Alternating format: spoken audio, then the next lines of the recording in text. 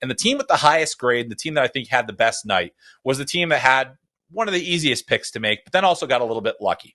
So the Chicago Blackhawks are the number one draft class coming out of this draft.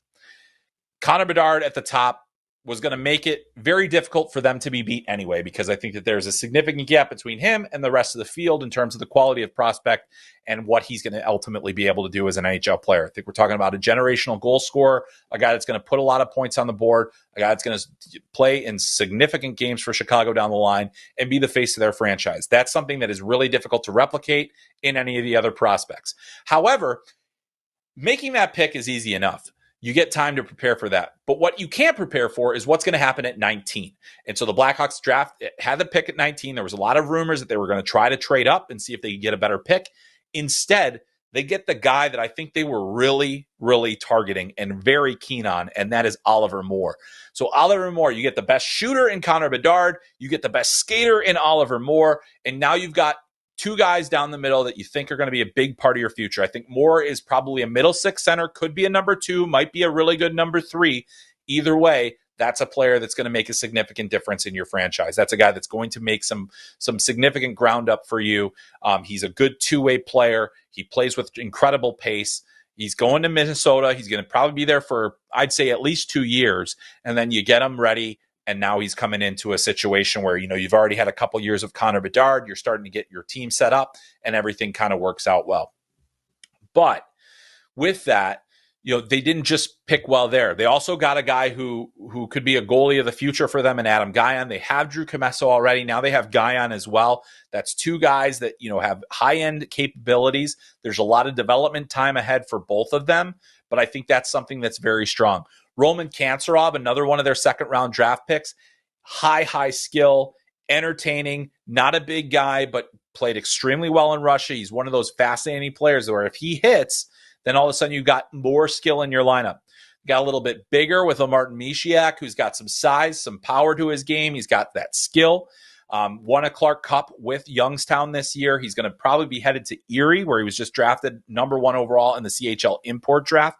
So you got Misiak getting some good North American training, got it in the USHL after coming over midseason, probably continues that with Erie, and a lot of good things there. Great value pick in getting Nick Lardis late in the third round, or getting him in the third round, a guy that was starting to trend towards a second-round pick. Good goal scorer, again, good pace, one of the better skaters in the draft, and Nick Lardis as well. Got size. You got guys like Alex Ferrand, who's a good two-way player, plays an abrasive style. You got Marcel, one of the best names in the draft, and also a 6'5" behemoth who's just really starting to come into his own. He's just starting to find his game. That's a good upside play. Even going down their list, they had plenty of draft picks. They address needs, they address size, they address skill. They get the best player in the draft in Connor Bedard. They get a great skater in Oliver Moore. I mean, the Blackhawks are really, really well set up. And you think about that compared to also last year, they got great pieces. Kevin Korchinski is going to be a potential top pairing defenseman, probably at least top 4. That's a guy that's going to make a significant impact in their franchise. Frank Nazar had a bad injury last year. He was a first rounder, but he's got time to continue to develop. Same with Sam Renzel. He's got time to develop. He's going to Minnesota this year. He's going to be playing alongside Oliver Moore. So all of a sudden, Chicago Blackhawks fans are going to be Minnesota Golden Gophers fans for a little bit as well. Those guys are key players that are going to be big parts of the Blackhawks' future. There's a lot of development time between now and then.